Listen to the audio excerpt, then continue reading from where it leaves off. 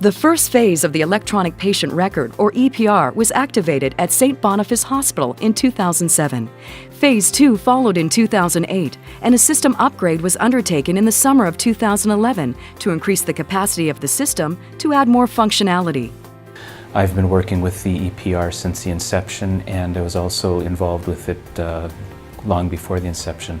I've been sharing the clinician design team since, I believe it was 2005 or 2006, so quite actively involved in the development of the content for the electronic patient record, as well as involved in the implementation. So I've been able to see it really from the ground up, and have been quite anxious to see it in action, and certainly been happy that we finally have got it going. The components that we use in the emergency, we use the EPR itself, which is where we do the entry of orders for patients and review of lab results.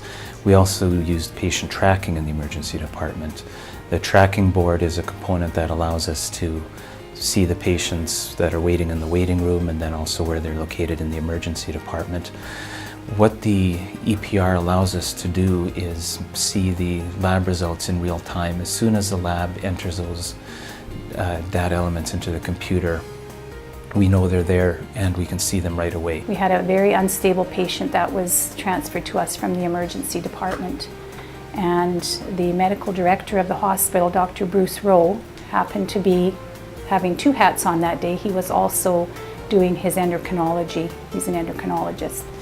And he was on call, and he came up to the unit after a phone call, and he attended to the patient, and we got the patient the beginning of the treatment that she needed.